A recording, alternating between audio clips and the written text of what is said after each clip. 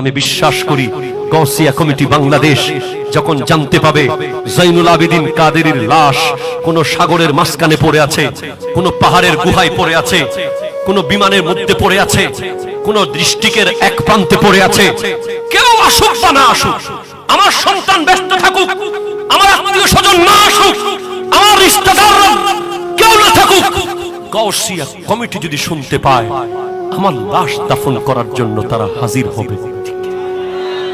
কথা জোরে বলেন, ঠিক কিনা বলেন? এটা তারা প্রমাণ করে দেখিয়েছে, এটা তারা প্রমাণ করে দেখিয়েছে।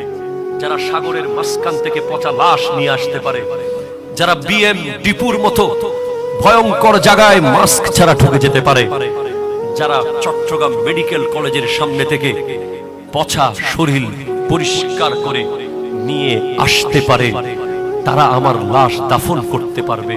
এটা আমি বিশ্বাস করি। আমি বড় মন বড় করে বলি, এটা আমার ব্যক্তিগত অপিনিয়ন, কারো থেকে শুনে বলছি না। আমি জিজ্ঞেস করি গাউসিয়া কমিটির ভাইদেরকে, আমি দেখেছি রাতের ৩টা বাজে ওই ঢাকার মোহাম্মদপুর মাদ্রাসায় আমার জামিয়ার ইংলিশ প্রফেসরের শাশুড়িকে ধোয়ানোর জন্য গাউসিয়া কমিটির নারী টিম হাজির হয়ে গেছে 5 মিনিটের ভিতরে। আমি দেখেছি চট্টগ্রামের রন্দে রন্দে গাউসিয়া কমিটি লাশ দাফন করার জন্য, অক্সিজেন সেবা দেওয়ার জন্য, রোগীকে হসপিটালে নেওয়ার জন্য যেই ভূমিকা পালন করে যাচ্ছে। অনেক সংগঠনকে আমি দেখেছি একটা লাশ দাফন করে 1 লাখ টাকা নিয়েছে, একটা লাশ দাফন করে 5 লাখ টাকাও নিয়েছে। এরকম সংগঠন বাংলাদেশে আমি দেখেছি, কিন্তু গাউসিয়া কমিটিকে আমি 5 পয়সা নিতে দেখি নাই। তাদেরকে জিজ্ঞেস করা হয়, ভাইজান কেন নিলেন না, কেন টাকা নেবেন না? বলে আমাদের টাকা নেওয়ার অনুমতি নাই। আল্লামা সিরিকুটি বলেছেন, মুঝে দেখনা হে তো মাদ্রাসা কো দেখো, মুঝে মোহব্বত করনা হে তো মাদ্রাসা কো মোহব্বত করো। জান মাদ্রাসাকে দিয়ে দেন, মাদ্রাসাকে দিয়ে দেন। আপনাকেও বলে যাই, কোন সংগঠন যদি আপনাকে গ্যারান্টি দিতে পারে আজকে থেকে 10 বছর পরে মারা গেলে আপনার লাশ তারা দাফন করবে, 20 বছর পরে করবে, পৃথিবীর যেখানেই থাকেন করবে, আপনি ওই সংগঠন করেন, আমার কোনো আপত্তি নাই। কিন্তু আমি ওই রকম সংগঠন এখনো দেখি নাই, এখনো পাই নাই। তাই আমি নিজের স্বার্থের জন্য গাউসিয়া কমিটি করি।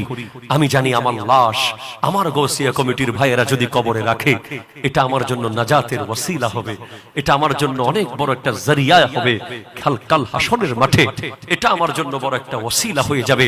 সেজন্য বলছি ভাই, যারা এখনো গাউসিয়া কমিটিকে চিনেন নাই, জোর করে হিংসা করছেন, আছে না নাই?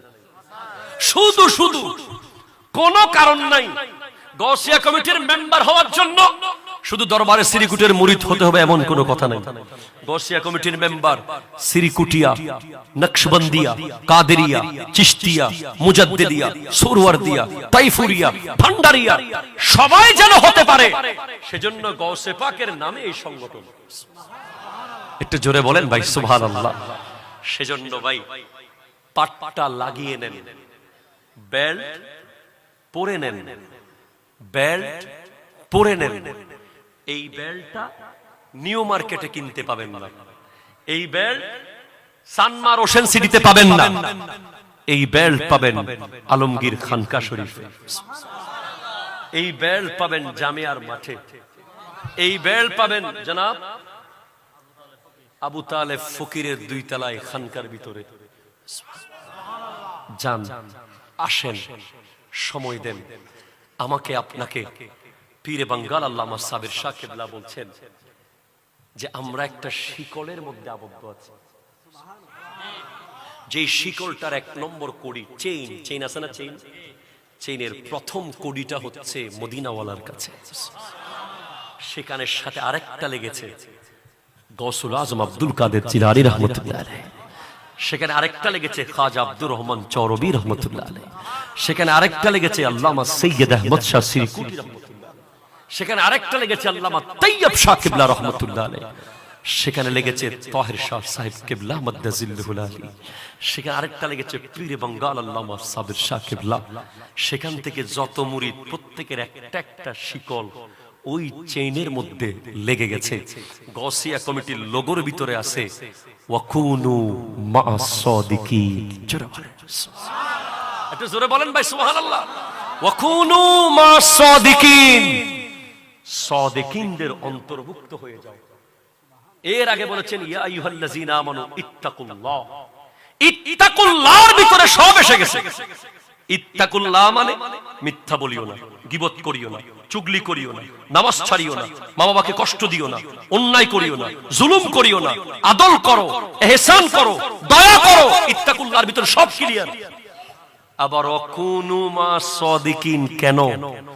কারণ ইত্তাকুল্লাহর উপরে তোমাকে থাকতে দেবে না এই দুনিয়া। তোমাকে অ্যান্ড্রয়েড মোবাইল ইত্তাকুল্লাহর উপরে থাকতে দেবে না, তোমাকে ইউটিউব থাকতে দেবে না। দিন দিন যেইভাবে নিত্য নতুন গেম বের হচ্ছে, নিত্য নতুন সফটওয়্যার বের হচ্ছে, তুমি ইত্তাকুল্লাহর উপরে থাকতে পারবে না। সেজন্য একজন সাদিকিনের আন্ডারে চলে আসো, সাদিকিনদের ভিতর থেকে একজনের আন্ডারে চলে আসো। তারা তোমার ক্লাস টিচারের মতো কাজ করবে। পীর মকসদ नहीं है, পীর রাস্তা है।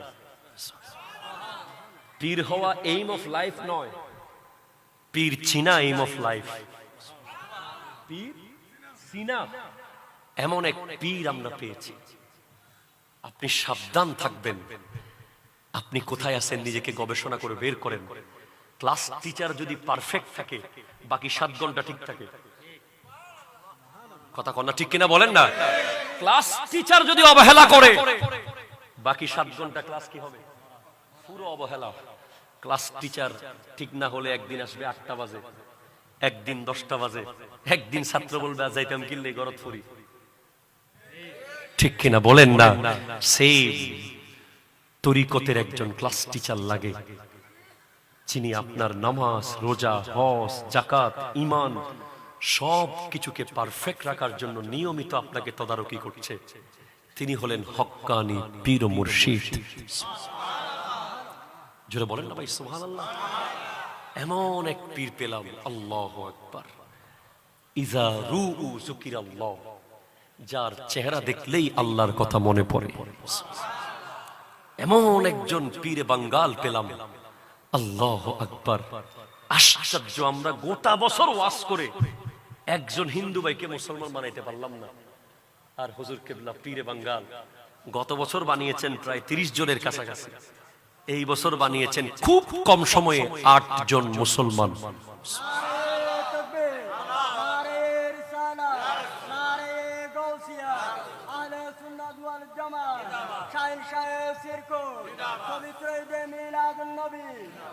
সুতরাং ফিলিস্তিনের জন্য যদি কিছু করতে চান, ইহুদিদের বিরুদ্ধে কিছু করতে চান, হামাসের পক্ষ হয়ে ইসরায়েলের বিরুদ্ধে যদি দাঁড়াতে চান, গৌসিয়া কমিটির মেম্বার হন। হুজুর গৌসিয়া কমিটির মেম্বার হলে কি হবে? হ্যাঁ, হুজুর কিবলা দাদা হুজুর বলেছেন, হুজুর কিবলা বলেছেন, ये गौसिया कमेटी इमाम महदी का फौज बनेगा और दज्जाल के साथ जंग करेगा। এই গৌসিয়া কমিটি ইমাম মাহাদির ফৌজ হবে এবং দাজ্জালের সাথে যুদ্ধ করবে। সেদিন যেন আমি থাকি অথবা আপনি থাকেন, আমাদের প্রজন্ম যেন সেদিন গৌসিয়া কমিটির সাথে থাকে। আমাদের কিসের অভাব? আমাদের কিছুর অভাব নাই। আমাদের তরিকত চান তো খানেকা আছে, শরীয়ত চান তো জামেয়া আছে। আমরা পীর পেয়েছি তো আওলাদে রাসূল পেয়েছি। আমাদের এই দরবার, এই পীরের দেখাওয়ার কিছু নাই, এখানে প্রকাশ কিছু করার নাই, সব গোপন। এরপরেও প্রকাশ হয়ে যায়। প্রকাশ একমাত্র মজমুআয়ে সালাওয়াতে রাসূল, 30 পারা দরুদ শরীফের কিতাব, যেটা গোটা পৃথিবীতে অদ্বিতীয়। প্রকাশ একমাত্র জামে আহমদিয়া সুন্নি আলিয়া, পৃথিবীতে অদ্বিতীয় প্রকাশ। জশ্নে জুলুসে ঈদে মিলাদুন নবী, আয় হায় হায় সাল্লাল্লাহু আলাইহি ওয়াসাল্লাম। আজকে আমার যদি কোনো কওমি ভাই এখানে থাকেন, কোন আহলে হাদিসের ভাই যদি থাকেন, 1 মিনিট একটু শুনেন। আজকে যদি জশ্নে জুলুসকে বাংলাদেশের 15 কোটি মুসলমান মেনে নিত একসাথে, 12 রবিউল আউয়ালের দিন সবাই মিলে যদি ঘর থেকে বের হতো আল্লাহ জিকির করে করে, কারো দেশে কাউকে আসতে হবে না, আপন ঘরের সামনে শুধু বের হয়ে দাঁড়ালে হইতো। 15 কোটি মুসলমান যদি এট এ টাইম রাস্তায় বের হয়, ইসরায়েল ফিলিস্তিনকে আক্রমণ করার আগে 1 মিনিট ভাবতো। ঠিক কিনা? কথা জোরে বলেন। আজকে তৈয়ব শাহ বাবাজি কি দিলেন? অনেক গভীরে গিয়ে ভাবেন, একটা প্রোগ্রাম জস্তে জুলুস ঈদে মিলাদুন নবী, যেটার মাধ্যমে গোটা বিশ্ব মুসলমানকে এক করা সম্ভব। আপনি বলতে পারেন ঈদুল ফিতর ঈদ, ঈদুল আজহা ঈদ, এটা আবার কোন ঈদ? ভাই, কিছু ঈদ আছে মসজিদের ভিতরে, কিছু ঈদ আছে মসজিদের বাইরে। মসজিদের ভিতর ঈদ আল্লাহকে দেখানোর জন্য, মসজিদের বাইরের ঈদ আল্লাহর বান্দার ক্ষমতা দুনিয়াকে দেখানোর জন্য। সুবহানাল্লাহ, জোরে বলেন না। সেজন্য ঈদে মিলাদুন নবীর এই জুলুসের পিছে অনেক বড় হিকমত আছে। কারণ আপনার বাবার নামে আমি আসবো না, আমার বাবার জায়গায় আপনি যাবেন না, কিন্তু নবীজির জায়গায় সবাই এক হয়ে যাবে আমার নবীর মোহাব্বতে। এটাই জস্তে জুলুসের উদ্দেশ্য। 70 লাখ মানুষ দেখে যদি এমন অবস্থা হয়, যদি 15 কোটি মুসলমান একসাথে আল্লাহ আল্লাহ করে রাস্তায় বের হতো, তাহলে ইসলাম বিরোধী শক্তির হৃদয় তরতর করে কেঁপে উঠত। আসুন আমরা একজন ক্লাস টিচারকে মজবুত করে ধরি। ইন্নামাল মুমিনুনা ইখওয়াতুন, মুমিনরা সবাই ভাই ভাই হয়ে যায়। মুমিন না হয়ে যদি মারা যান, এমন আফসোস আপনি করবেন যে আফসোসের আর কোনো সীমা থাকবে না। मैं तो बीमारे नबी हूँ। MBN TV একটি ইসলামিক ইউটিউব চ্যানেল।